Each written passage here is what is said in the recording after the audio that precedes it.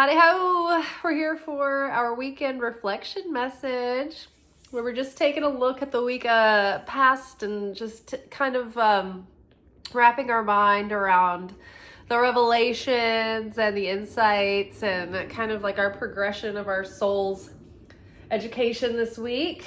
From the Radiant Sun Oracle, we have Jupiter in Capricorn, which is control, followed by Saturn in Pisces, which is loss. And we have the Sun in Virgo, which is health.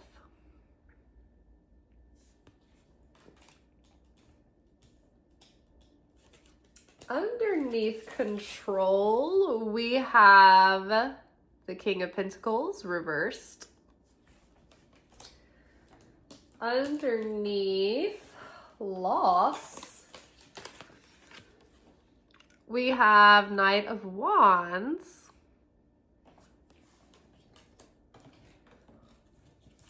And underneath health, we have Two of Pentacles.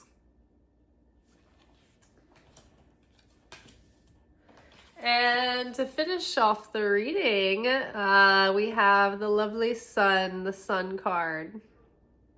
Beautiful. All right, amazing. So I'm going to let you guys listen to the audio, and I think that's a great way to start to prepare our consciousness, and then we'll just like unpack the cards and talk more. Right? God is in control. And I don't mean that from a place of sticking one's head in the sand, in denial, drinking the Kool-Aid, toxic passivity kind of way. I mean that in the awake, eyes wide open, processing the terror of the reality of the moment we're living in, doing everything we can and still teetering on the precipice of despair and oblivion kind of way.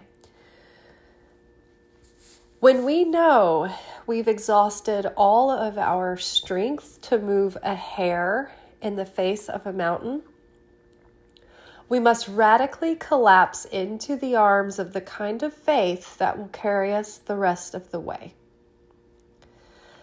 The faith that says, with a quaking breath and trembling knees, God is greater than all things.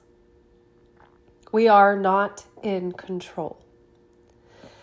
And yet, at the same time, it is our responsibility and duty to take the reins of choice, decision, and action. God will urge us with inspiration, but it is our human purpose to learn and wield the capacity to channel, receive, and discern this guidance and inspiration, and also exercise the courage to act on that guidance with the tact to act with grace.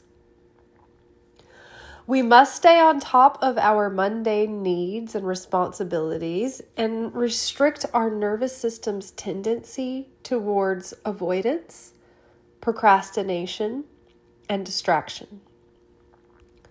Focus on well-balanced routines and habits that keep your mind, heart, body, household, and spirit running in good order.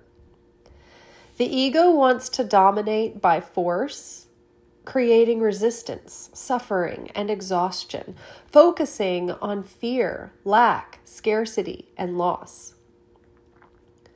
Focusing on our blessings and trusting in the goodness of God opens us up to channel the grace and mercy that is always being given to us unconditionally, eternally, and unwaveringly. It is our consciousness that will either unify us with that or sever us from that.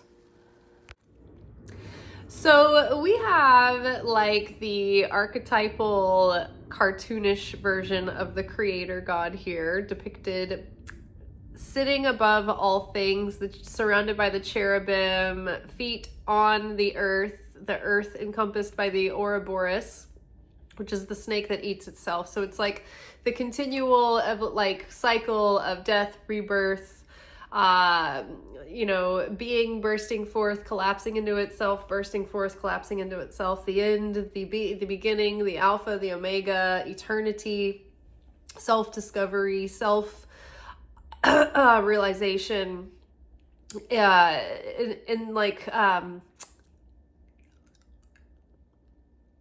initiating that Kundalini awakening that gives us that sort of like sixth sense level of understanding. It kind of like starts to turn on, when we have like the next level of consciousness that revealed, it's like activating another level of our soul, which also activates another level of our light body, right? So we have this creator God sitting and presiding over everything. And then we have the earthly king of pentacles here, right? The king of the material realm in reverse. And so it's undeniable that there are feelings that are surrounding us right now, coming from like the circumstances that are at play, that make us feel a sense of futility and powerlessness. We are feeling really out of control because we are in a world where, it's like a hair trigger right now. The tensions are high and the people that are in charge are childish and insane, and on a hell-bent like path of destruction and like proving themselves. So we feel out of control. And yet there's a part of us that is trying to grasp for a sense of control. And so that can really be the devil's playground for our ego and all of our defense mechanisms, and the ways that we shut down and avoid, or the way that we go hard and try to control and obsess.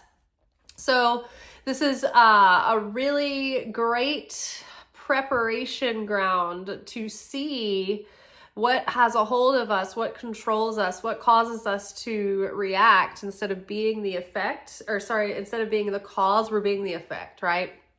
So where does the ego still have a stronghold or a foothold in to get in and leak our power out, leak our light force out, capture those sparks of light, keep us feeling frozen and stuck and powerless? So at the same time, if we can adopt the awareness that God is greater than all things. And one of the Zohar's lessons today, the portion was talking about how the energy of Abraham was like activated in the tree of life and revealed to mankind. The energy of Abraham, he's like the vehicle or the chariot it's like the human vessel that came and activated this energy for us to connect with on earth in this material realm, for the people, by the people. So Abraham is the chariot of this realm, this spherot, this dimension, and it is the source of mercy, our experience with mercy. So Abraham became the original channel that channeled that through to the world. And so it's kind of like this extra shell of protection that our own energy doesn't merit, right? We look at the world and we're like, wow, these maniacs are out of control and they're in power and we're all hanging by a thread. Like, what's keeping us? And it's like there is a shield of mercy around us that is greater than what our collective energy would allow us to generate. So the language in the Zohar is that we experience more mercy than we deserve. And so when we're going through life and we can perceive, no matter what is happening, wow, it really could be worse. The conditions should be much worse, but it's miraculous that it's better than what it should be. And that kind of makes it seem like we're guilty, we're awful. And it's not that. Like, if you look at it from a energetics of mechanics of spirituality, basically, the amount of negativity in the world generated by human beings is so great that we really don't have the energetic energy not to implode in ourselves under the state of all the negativity. And it's like from a collective sense. Like, yes, maybe like one-off situations, they're nuanced and you're not, all bad or all good. Whereas like when we put our collective energy on the scale, it's like the creator has to grade us on a curve, right? Do you guys know what that means? Like in college, sometimes in high school, if the whole class is like dumb, then there's this thing called grading on a curve where you just like adjust the whole average of the class so that it sort of like looks better than it is. And so it's like you're given a little bit of a better grade than you should because you're all going at the same pace. That doesn't make sense. I think it's just so that they can claim better test scores or something. I don't know. But it's like grading on an average rather than holding an individual at their own base merit. Kind of like when the utilities charge you on a local average rather than literally what you used on your meter, if that makes sense. So we, as a collective, we just outweigh. And so we have more mercy than we should even have. So it's like a miracle that we're hanging on, as long as we are. It's like that shelf, that like is dangling and you just keep putting stuff on it. You're like, man, only Jesus is keeping this thing up, Same. So too for mankind. Now, the other thing that we have to remember is just like coming from that state of like appreciation, we're not in control. Like God's in control. God is greater than all things. And so we have to trust that there's a process in play and that the power of God can be activated by our consciousness and our desire and our merit. Those are factors that we can use as spiritual scientists to try to invoke the mercy of God and generate and align with that power. The miracle, the grace is that God is always giving us his love unconditionally. It's not wavering. It's eternal. It doesn't fluctuate. It doesn't change.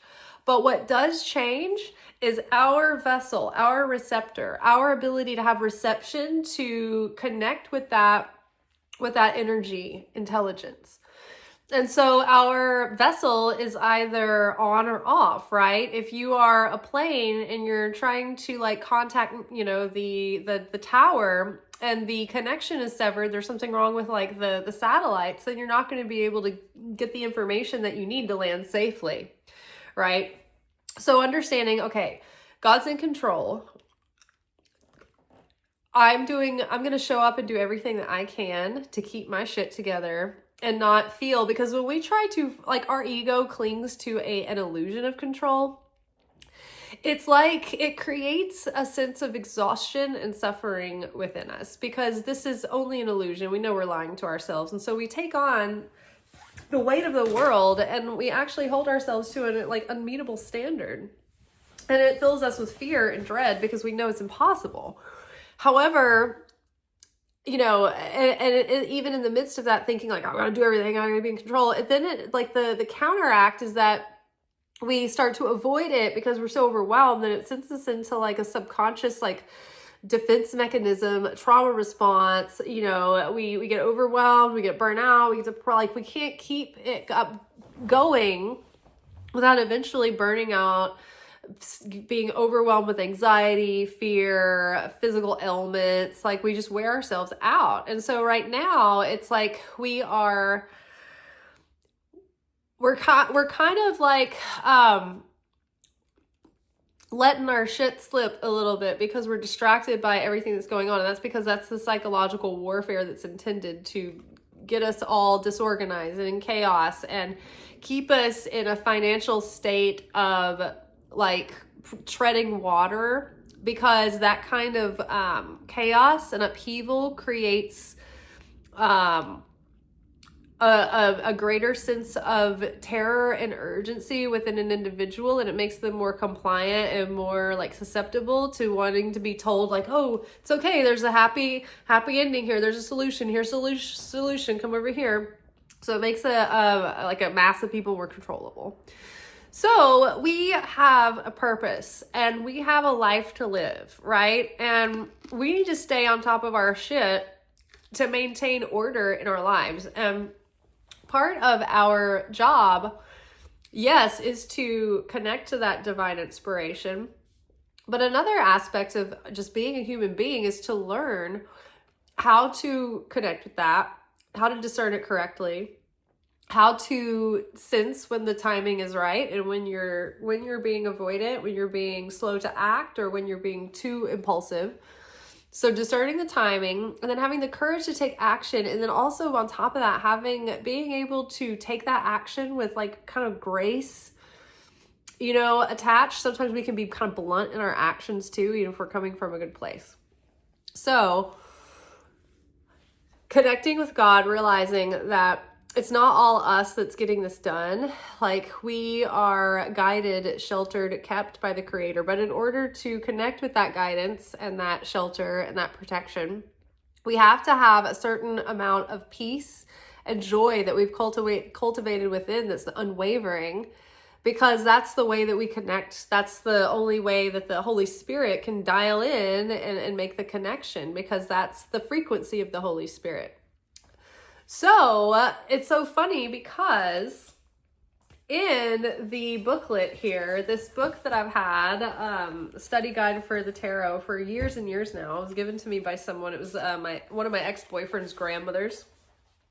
So she had all these notes, but I've taken notes over the years too. And it's funny because I'm seeing here, and someone mentioned in the comments last night, like, oh yeah, sometimes I just like, we find out what old Donnie's doing, and then you're just like, well, it's a bad time to give up drinking. And I like totally understand the sentiment, but and Jack White had said something similar. It's like, I start my day, I find out what this fucking ass clown's done next. He said something to that. He didn't call him an ass clown, I did, but he said something about this like lunatic. What has he done next? And he's hijacked my whole day.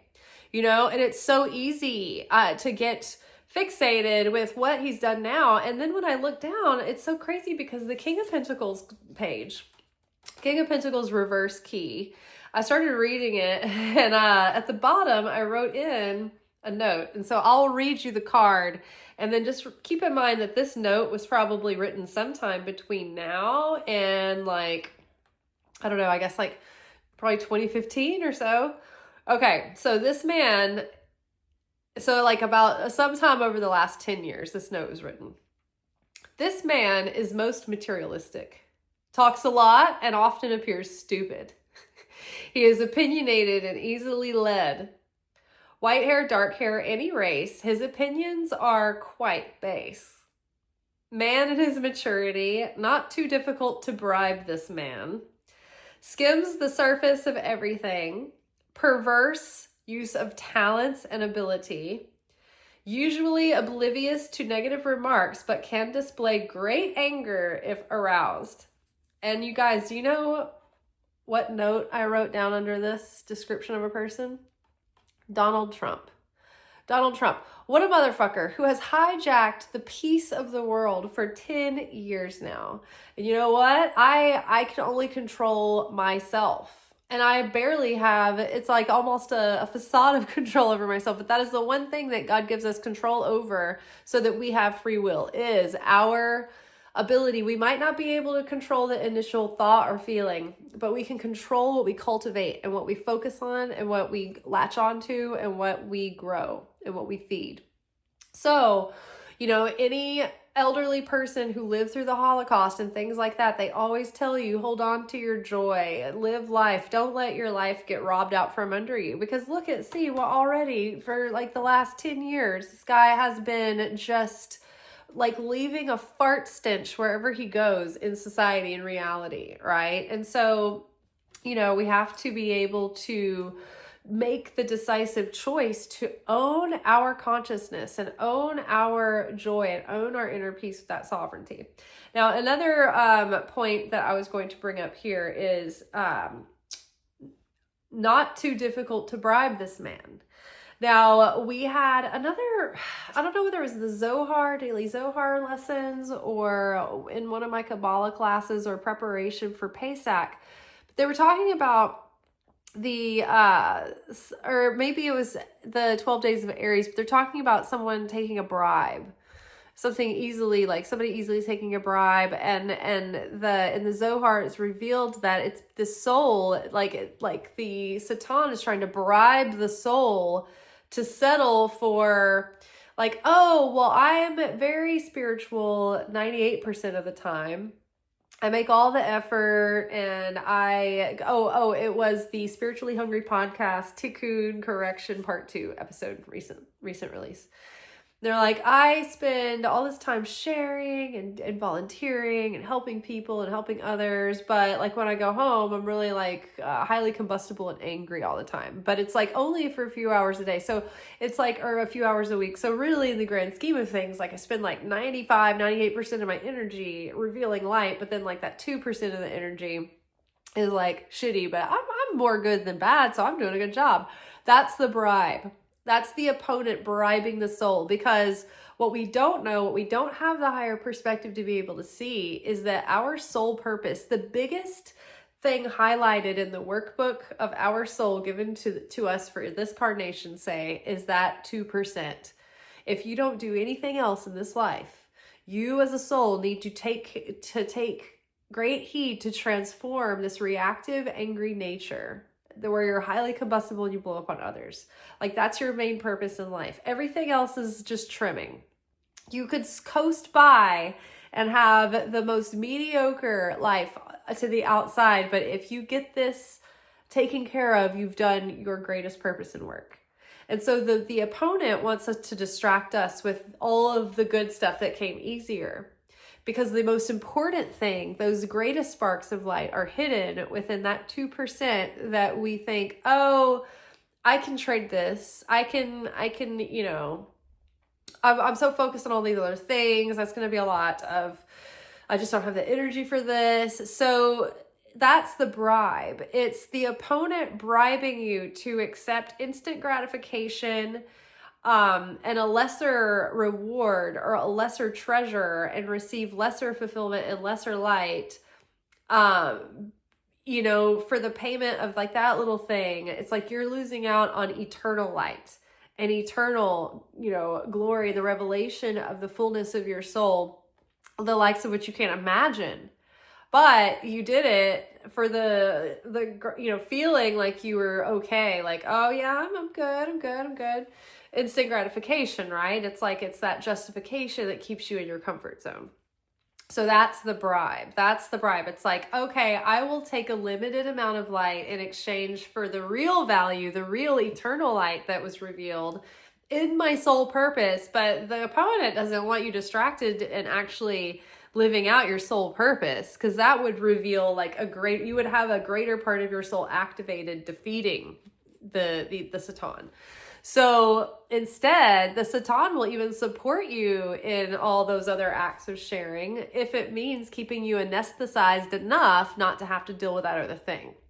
Whereas sometimes that thing that needs to get dealt with, it will fester and it will get louder and it will get louder, and you'll think you're being cursed, but really it's a blessing, because it's like, hey, you need to deal with this, because when you do, everything else in your life that you feel like you're struggling to achieve, all that stuff will come easily after that. But it's all being held in escrow because you've lacked, or you've failed to at least begin to anchor into the work of like facing that issue. So sometimes the small thing that we're avoiding can actually be the gate that opens up the greatest spilling forth of blessing. All right. So then we have loss, which is Saturn in Pisces with King of Wands. Knight of Wands. Now, the thing about Knight of Wands is that Knight of Wands, look at him. He's easily distracted. He's not even watching the road. Put the phone down, put your hands on the wheel, watch the road ahead. Like you're talking to people in the back seat. You're like looking around. Look at this guy. He's distracted. So Knight of wands, the energy is that it can be like very excited, very like ready to get out there and go get them, but they're not focused. They don't have discipline. They don't have structure and intent in their passion. So sometimes they can just chase shiny objects and get bored really easily and then shift their focus elsewhere, or they can be sort of emotionally all over the place. And so their energy can bounce up and down, back and forth, which can give them an inconsistent connection, right? The card that is paired with this, like, and also in romance, this can be like a fear of commitment. And so you're always like kind of playing the field. Maybe this is a player. It could be someone who never wants to settle down in a job or career, or someone who starts projects but never follows through and finishes because they don't have perseverance, right? They don't have endurance. They don't have focus, concentration. Literally, children, like, they're doing research, and research is starting to show that children are being literally brain damaged and their brains are being affected and changed by the fact that they're being given access to social media, and they have like iPads and phones, and some kids have two at once, and they're just like, their brains are being trained to not be able to pay attention past 3 seconds. And when someone tries to take the devices from them, they start to go berserk. So it's like dealing with people who are on psychotropic drugs and who are wanting the hit and who are lashing out, who don't have the emotional maturity to have context or anything. It's just like these kids are being put in these digital, basically brainwash chambers and cages, instead of like just spending enough time and focus and energy with them to get them out, to move them around, to put their hands into like a clay pot and have them help you make something, and pot a plant, like make biscuits, do anything. But like, they're just throwing their kids in front of all these screens, and these children, their brains are not developing correctly, and they're becoming aggressive and losing intelligence. And like these elementary school teachers were talking about how the kids will come up to the desk and she'll be like, go finish your paper and then go wipe down the station over there or whatever. And they wander off and they come back and they're like, oh, what did you say? Like, they can't remember, they can't retain, they're not processing, they're not comprehending. Like, even in just the most basic ways, like the intentional systematic dumbing down of society has like, it's like they've been doing it on purpose, but I think that it's gone even so, like, it's like they're not even developing button pushers at this point. Like, these people won't know how to navigate through life at all. So it's really disturbing, because you're like, okay, what do we do with like people when they're growing up and they're aggressive and they have no attention span and they don't have any comprehension? Like, they asked kids who are a little bit older in elementary school, like all these kind of basic questions about what things were and what's just basic mundane things meant. And they had no idea what any of the questions meant or what they were being asked. And then they're like, well, what do you want to be when you grow up? And they were like, I want to be an influencer. And it was showing like these little bitty kids, like 5-year-old girl, like doing a skincare routine. She's like, get ready with me as I go to school. And she sounds like this robotic adult. Like one of these influencers who already sounds robotic as it is, might even be. And so now like the children are starting to become these monsters, these like horrendous, like regurgitations of regurgitation. It's so disturbing. So yeah, so anyway, we really need to start to be conscious of what we're doing to our attention span and our brain, but also to the brains and attention spans of others. That's one reason why I've never felt compelled to try to shorten these videos. Like, every now and then I'll do a shorter one, but those don't get as many views anyway. But I don't want to pander and cater to the dumbification and the brain rot. Like, I want to compel you and challenge you to be able to hold your attention and sit with a concept and go into depth, rather than just want surface level everything. Quick fix, quick gratification, bored, on to the next. sit with a subject for a while. So we have loss and this whole scattered energy, losing energy, not focused, right? So what is distracting our energy specifically? This card, Loss, talks about, because you've got the energy of Saturn with Pisces, it's like this person, this combination of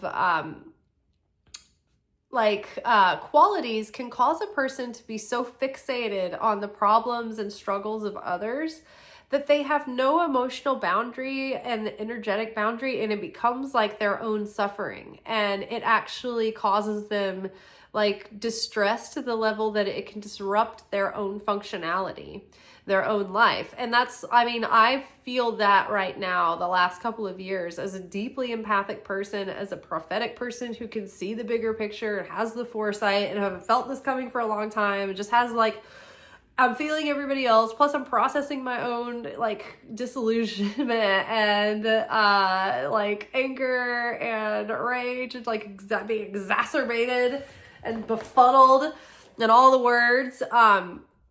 It's been really hard to actually focus and get anything done because I'm so distressed, not as much for myself, but for others even.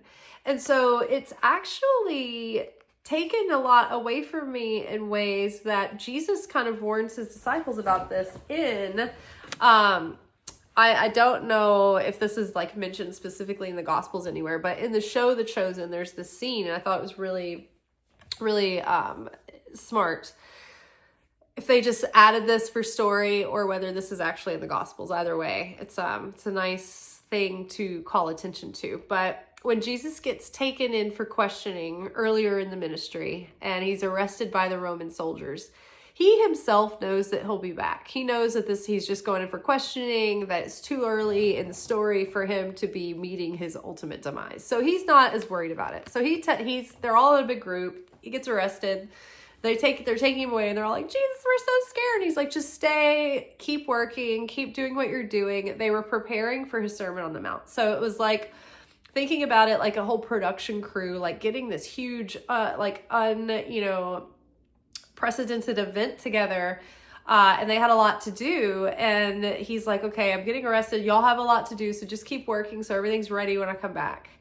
And instead of just trusting him and staying focused and continuing to work towards the bigger picture, right? The thing that's going to actually bring positivity into the world and good news and is going to help transformation.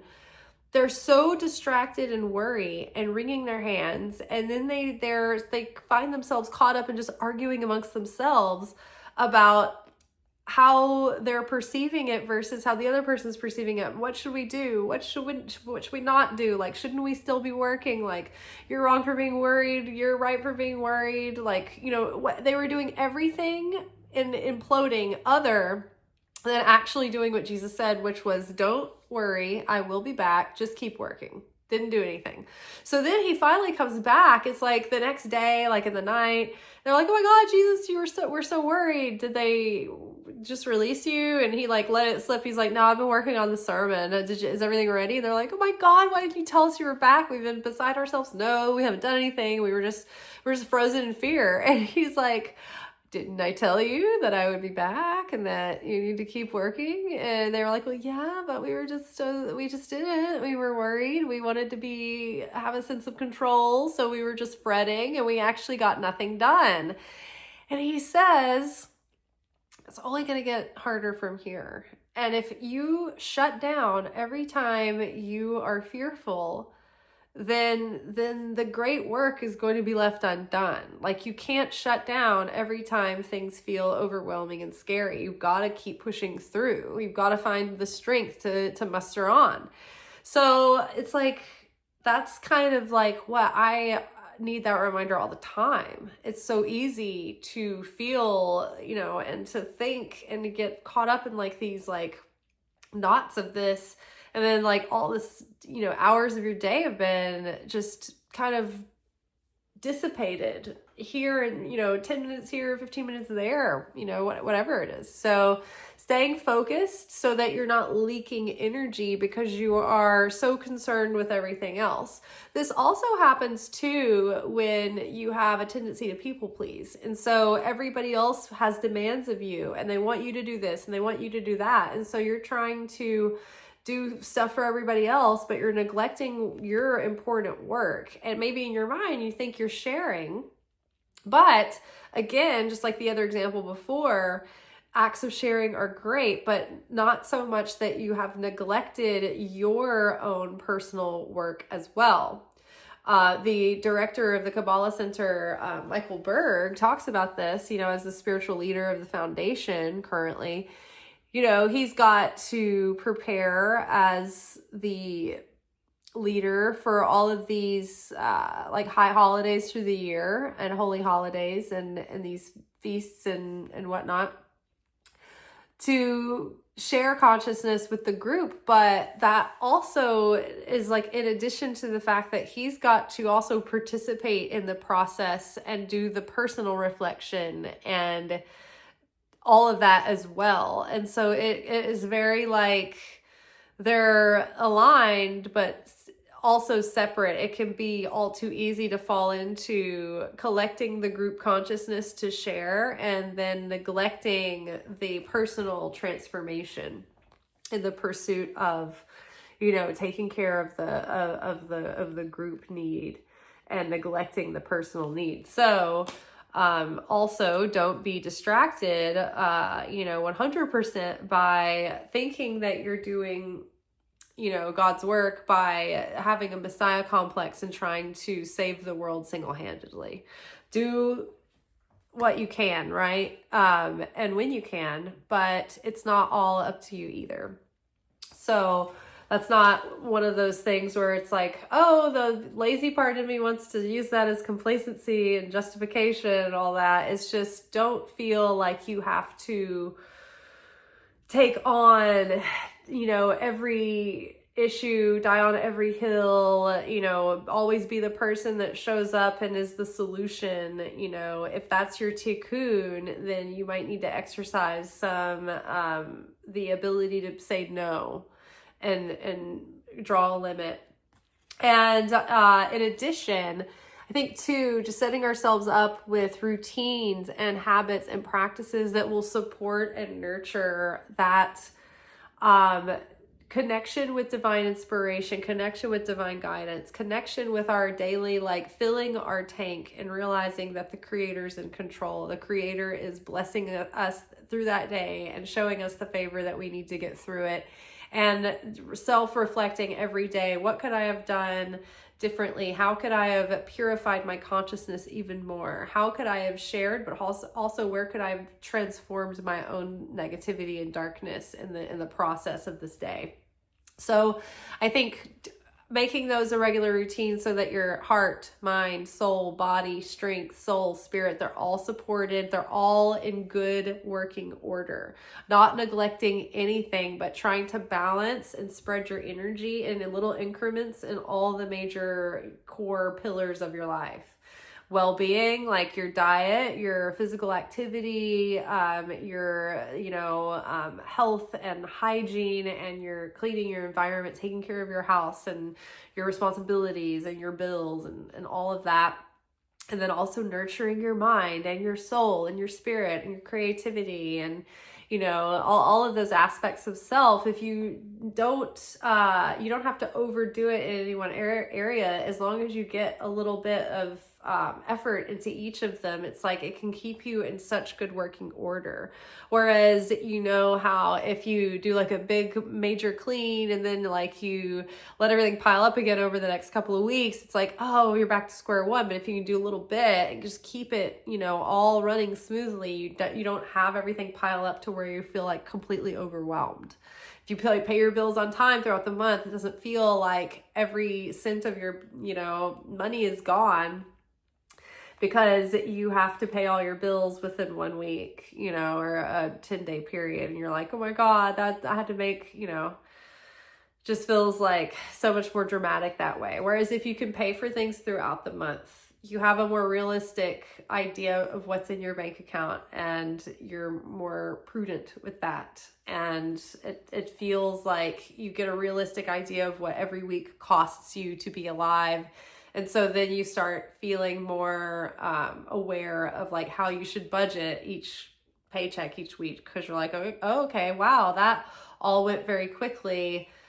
Even seemingly little things add up very fast. So, just giving yourself a good work-life balance, making an effort to take care of yourself. Sun in Virgo, it's all about organization, staying on top of your shit, like not being overly critical to yourself or others, but also just like staying, discerning properly and being able to organize and separate this from that and knowing the difference between things and taking good care of your health, right? The Two of Pentacles is being able to balance things, but also maintain a sense of lightheartedness while you have many maybe responsibilities and requirements to juggle. All right, and then our final card is the sun, the illumination of new light and new vitality and new prosperity and blessing and joy and illumination. So this is good things. This is like bright, new, optimistic possibilities, new levels of energy and excitement and enthusiasm, new light coming in your life, new joy, maybe new opportunities. But it's definitely a sign of positive transformation and change and a rebirth, like a spiritual rebirth, which is great. And it's like, dying to the soul, dying to the ego, but in exchange, revealing everlasting life and everlasting light within your soul. All right, y'all, that's all for tonight. We will be back together tomorrow for Secret Teachings of Jesus, if all the planets are aligned and God's willing.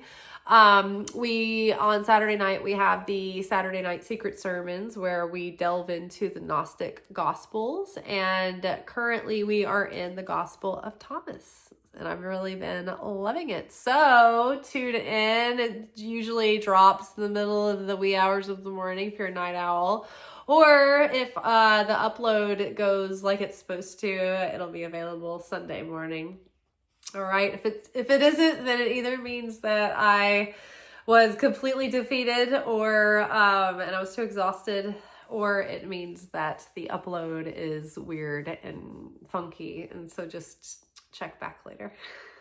Which is why you should subscribe to the channel and just get in the habit of going to the page and seeing what's new. And then if you want, you can turn on notifications, and then you'll know when things are uploaded to the channel. All right, ciao.